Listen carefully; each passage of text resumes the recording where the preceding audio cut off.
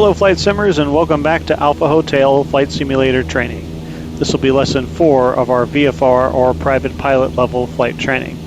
In today's lessons we'll learn how to recognize and recover from stalls. So I'd like to start this lesson off with a little survey.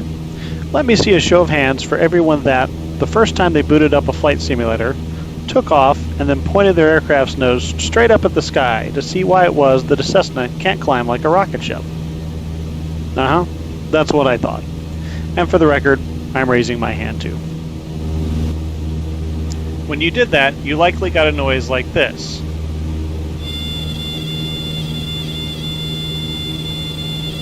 Then the aircraft started behaving badly. You probably started to descend despite trying to point the nose higher and higher. The nose may have dropped uncommanded, or you may have even experienced a loss of control. What you encountered was an aerodynamic stall. In this lesson we'll learn what that is, why we should try to avoid it, how to recognize it when it's happening, and how to recover. Then we'll actually go out and intentionally stall the airplane so we can practice recognizing it and recovering from it. The FAA definition of a stall is an aerodynamic condition which occurs when smooth airflow over the airplane's wing is disrupted, resulting in loss of lift. So what does this mean for us? You'll recall that in our very first ground school lesson we said that air flowing over the wing is what creates the lift that enables the airplane to fly. We can draw a line from the middle of the front of the wing, or the leading edge, to the middle of the back or trailing edge. We call this line the chord line of the wing. The direction of the air flowing over the airplane is called relative wind. The angle between the chord line of the wing and the relative wind is called the angle of attack. If the angle of attack gets too high, it makes it difficult for the air to flow over the wing smoothly. It starts to become turbulent rather than smooth, starts to separate from the wing, and lift is lost. This is called a stall. Basically, if you point the wing too high relative to the air that's trying to flow over it, the air can't flow over it very well anymore, and you can't create lift anymore. Like we said in our first lesson, pull back, houses get smaller. Unless you pull back too much, then they start getting bigger again. The angle of attack at which a wing stalls is called the critical angle of attack. A stall results in the aircraft descending despite the nose being pointed up, and produces a buffeting or shaking of the airframe that's caused by the air's turbulent flow over the wing. In some airplanes, the sudden loss of lift will cause the nose to pitch suddenly down, and if both wings are not stalled the same amount, it can result in a spin, which we'll talk about at the end of the lesson. If you want to get a good sense of what's happening to the airflow when a wing stalls, look up some videos on wind tunnel stall tests. You can also find some good videos of aircraft doing stalls with tufted wings, which is where they put small pieces of string on the wings so that you can see what's happening to the airflow as the wing stalls. So how do we know when we're getting close to or are in a stalled condition in Flight Simulator? Almost every aircraft flying today has some sort of stall warning system. We know we're getting close to a stalled condition when this stall warning goes off. It does not necessarily indicate that you're in a stalled condition, just approaching one. On most aircraft, including the 152, this warning is calibrated to come on 5 to 10 knots before you actually stall. In the 152, we know we're actually in a stalled condition when we start to get airframe buffet, or shaking. Unfortunately, you can't feel that in Flight Simulator, but you can see the airplane oscillating a little bit. Here's a demonstration. Alright, so I've got myself in a kind of slow flight configuration here, and what I'm going to do is I'm just going to pull the power off here and go into a power off stall and let you see the progression of the stall, and I'm just going to kind of hold it in the stall and let you see what it looks like when the aircraft is in that state. I'm not going to worry about altitude loss or heading too much on this particular demonstration, so I'm going to pull that power back. I'm going to attempt to hold my altitude using pitch, which isn't going to work for very long, obviously. And then we'll hear the stall warning horn come on, about 5 to 10 knots before the stall. You can see the nose is still pretty steady up there. I'm going to keep pitching to try to hold that altitude. Now you see that little warble there. That's the stall right there. When you get that little kind of oscillation, a little bit of pitch oscillation, a little bit of kind of roll oscillation there. The control yoke is not the stall, the control yoke moving around. That's just the sensitivity of the joystick in Flight Simulator. But that little oscillation is what the stall looks like. In Flight Simulator, we can also see angle of attack information from the outside view, which has an AOA indicator. This isn't really practical to use for maneuvers, but it lets you see the progression from cruise flight to a stall. The system uses a color-coded depiction to alert the pilot of their margin from stall and indicates angle of attack at the bottom of the indicator. Green displays plenty of margin from the stall. Yellow indicates decreasing margin from stall. The blue circle indicates your minimum drag speed for that configuration, and is typically your best glide speed and close to your approach speeds. Red indicates that you are approaching your critical angle of attack, and red with recovery arrows means you've reached or exceeded the critical angle of attack. To recover from a stall, you have to reduce your angle of attack, which in most cases means lowering the nose. This was very counterintuitive to early pilots and can be confusing to new pilots. A stalled wing is not creating much, if any, lift, and the aircraft will likely be descending. But to get the wing flying again, you have to push forward and lower the nose. We'll talk more about specific stall recovery procedures for the 152 in just a minute. Of course, the best practice is to avoid a stall altogether while doing normal operations. Some of the techniques you can use for avoiding stalls in normal operations include: always use the manufacturer's recommended speeds for takeoff, approach, and landing. Be mindful of the margin between those speeds and your stall speed. Always maintain awareness of your current speed. And be aware of how much load you're putting on the aircraft. Higher loads or Gs caused by higher bank angles can significantly increase the stall speed over what's marked on the airspeed indicator. So I'm going to do a little demonstration here to show you how the airplane can stall at a higher airspeed if it's at a higher bank angle. I'm going to go into a turn that's in excess of 60 degrees, and I'll pull back a little bit on the yoke and induce a little G load on the airplane. Take a look at the airspeed indicator as I'm doing that. Notice what speed it's at as the stall warning horn comes off. So here we go. Coming around, I'm going to dank pretty excessively here. Pull back. And notice I'm up around 95 knots, 90 knots when that stall warning horn first comes on. And what I want to emphasize here is that the airplane can stall at any attitude, at any airspeed, at any power setting, and any configuration. As long as the critical angle of attack is exceeded, that will cause the airplane to stall, and the only thing that will cause the airplane to stall is exceeding the critical angle of attack. And we can do that by inducing G-load on the airplane, so in the turns that stall speed can be quite a bit higher. Okay, so let's talk about hopping in the airplane and going out to practice some stalls, recognizing the stall and recovering from it. There are two types of stalls that the FAA wants a pilot to be able to perform. The first type is a power on, at least that's what the FAA calls it, which simulates a stall during takeoff or climb out, what many of us may have encountered during our first flight simulator session. The second one they refer to as a power off stall, which simulates a stall during a landing approach. The power on and power off designations basically tell you where you're going to have your throttle. On the power on stall, you're going to have your throttle at full, simulating that you're taking off or climbing out. And the power off stall means you're going to have your power at idle, like you would when you're coming in on final approach for a landing. Just like our other maneuvers, before we start the maneuver, there's a couple of chores that we want to take care of. The maneuvers, the stalls can be entered from straight and level flight, but also they can be entered from slow flight.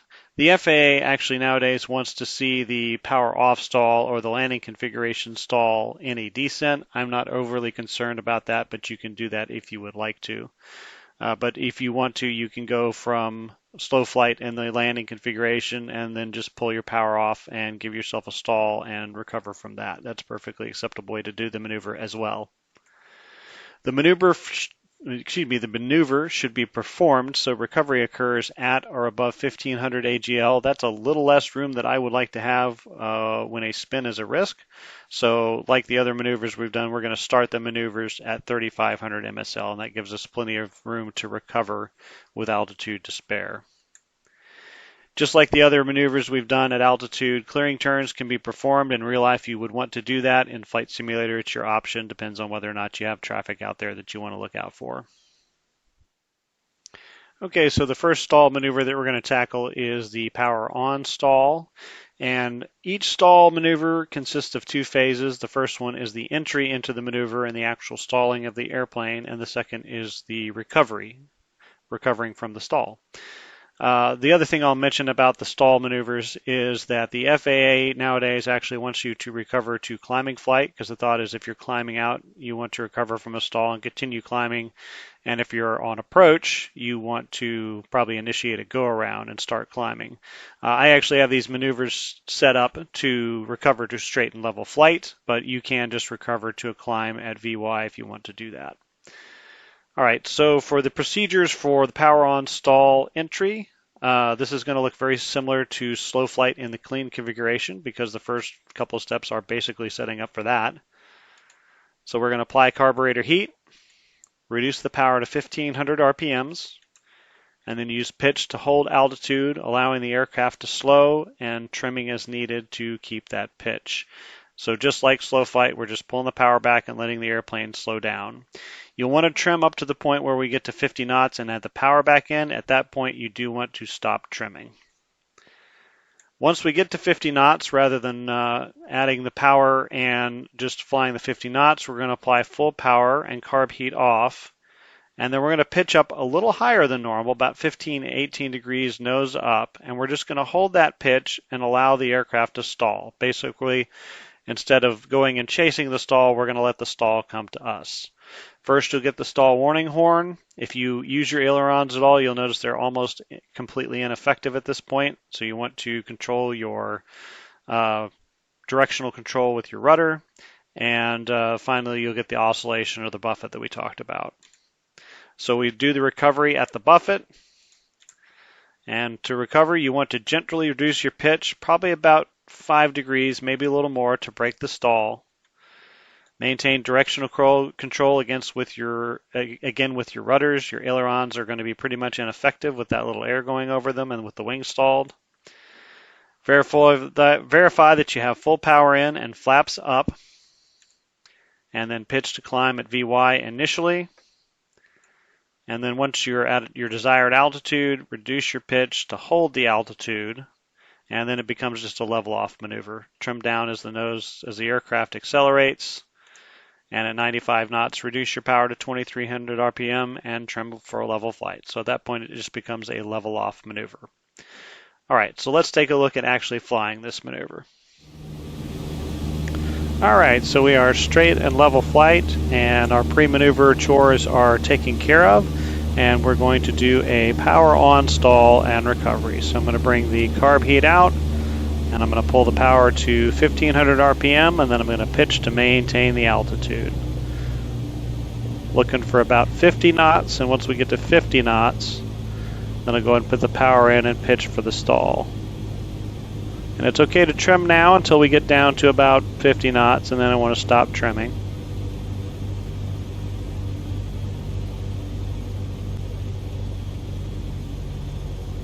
Just holding the pitch to hold the altitude.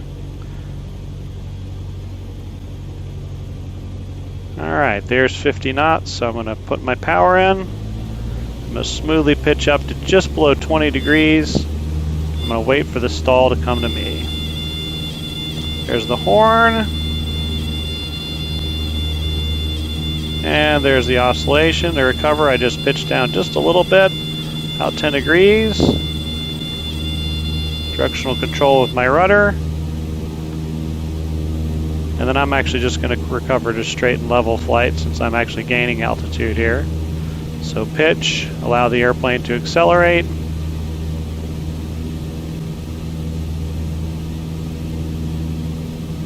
And at that point it becomes a normal level off maneuver. And altitude gain is not a thing on this maneuver. We are simulating a climb with that, so if you gain a little altitude, that's fine. There is no altitude tolerance for this maneuver. So you can see recovering from the stall is pretty simple, and you don't have to be overly aggressive. Just lower that pitch just a little bit to lower that angle of attack, get the airplane flying again, and then just recover to straight and level flight. Okay, so let's talk about the power off stall maneuver. The setup for this is going to look very similar to slow flight in the landing configuration. First, we're going to apply carburetor heat and reduce our power to 2,000 RPMs. Again, we're going to use our pitch to hold altitude and allow the aircraft to slow, and we can trim as needed to hold that pitch or increase that pitch to hold altitude. At 85 knots, we'll extend our flaps to 30 degrees in 10-degree increments, and just like in slow flight, you'll want to pause about a second or two between each notch of extension to kind of get it stabilized. About that time, when we get the flaps to 30, we should be getting to about 60 knots, and at 60 knots, we're going to reduce power to idle and pitch to hold altitude. At this point, we want to stop trimming. We don't want to trim until we're into the recovery. Otherwise, you can get yourself into an elevator trim stall. And we're going to basically hold the altitude and allow the aircraft to stall. We'll progress through the stall warning horn and then to the buffet. And once we get the buffet is where we will initiate the recovery. The recovery is going to look a lot like a go-around. So at the buffet, we gently reduce pitch to break the stall. About 5 to 7 degrees of nose down is about all you'll need. It doesn't need to be a super aggressive maneuver. We're going to smoothly apply full power and turn the carb heat off and reduce the flaps to 20 degrees. So again, very much like a go-around, and these three actions are going to, 3.5 actions will take place pretty much simultaneously. You need to maintain directional control with your rudder because your ailerons are pretty much ineffective during the stall. And at this point, it starts to look like a go-around or a normal takeoff. At 60 knots, we start to retract the flaps up to 0 in 10-degree increments. And then we hold the altitude with pitch and trim nose down as the aircraft accelerates. Now we're beginning to look more like a level-off maneuver. And at 95 knots, we'll reduce the power to 2,300 RPM and trim for level flight. So we'll be back in straight and level flight, and the maneuver will be complete. All right, so we'll go ahead and set up for a power off stall. I'll apply carburetor heat. I'll pull the power back to about 2,000 RPM, and I'm going to pitch to hold the altitude and let the airplane decelerate. I can trim while I'm doing this. It's okay to trim down to about 60 knots. Here's 85 knots, so I'll start getting the flaps out in 10-degree increments. Really, once I start getting those flaps out, that provides enough of a pitch-up moment that I don't need to trim that much anymore. All right, I've got the flaps all the way out to 30. There's 60 knots, so I'm going to pull back the power all the way to idle, and I'm going to try to hold my altitude with pitch. That's not going to work for a while there. And then let the stall come to me. So there's the stall warning horn. Pull up a little bit there. And there's the buffet. So I'm going to go full power, carburetor heat in, flaps to 20, lower the pitch just a little bit. Airplane starts to accelerate. I'll go ahead and pull the flaps up to 10.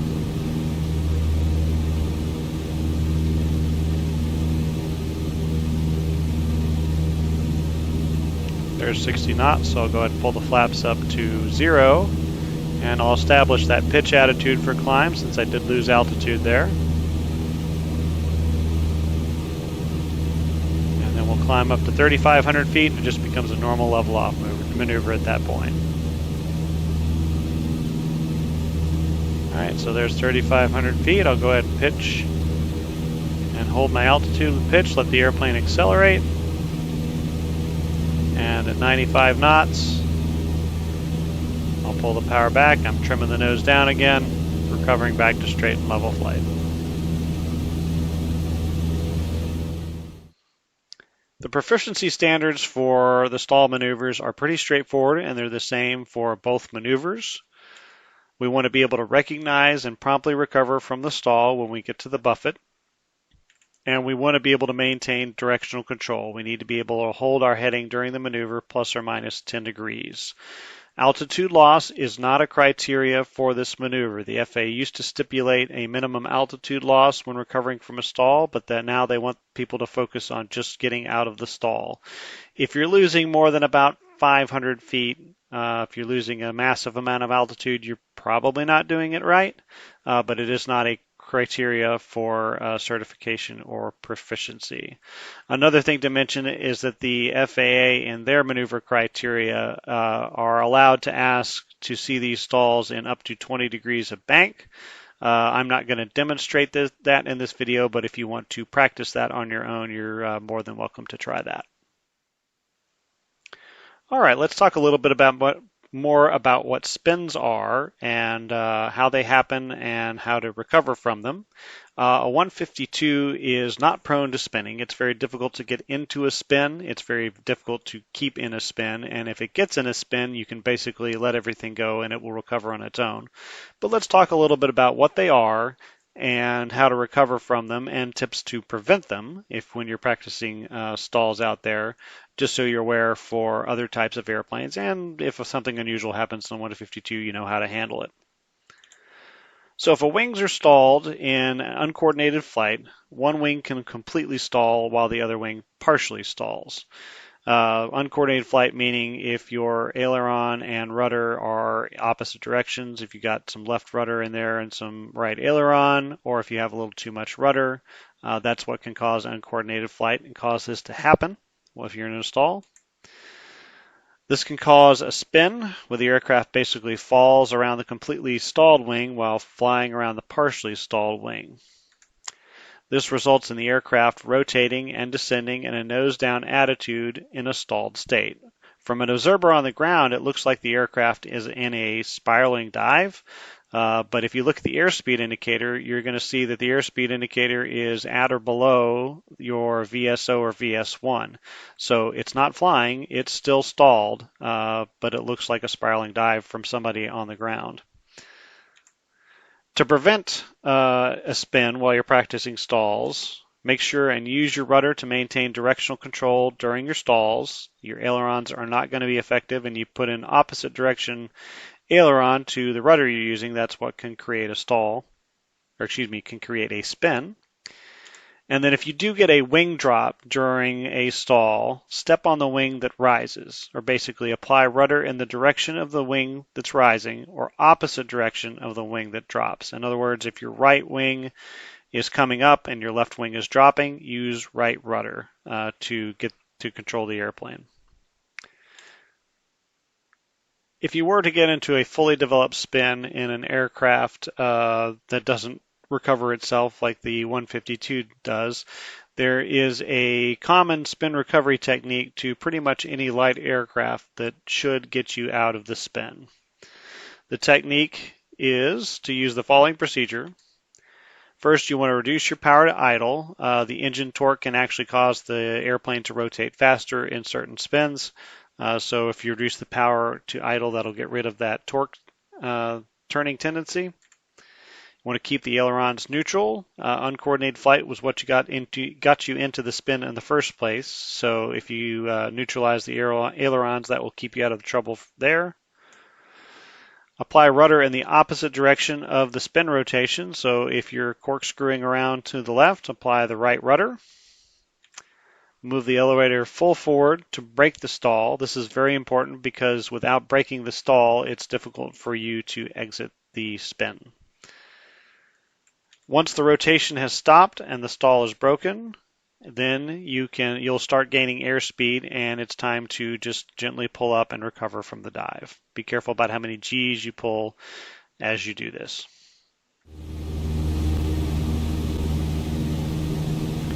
All right, that finishes up this lesson. Hopefully with a little practice you'll feel comfortable recognizing and recovering from stalls. Just remember, the best way to keep yourself out of trouble with stalls is to avoid them in the first place.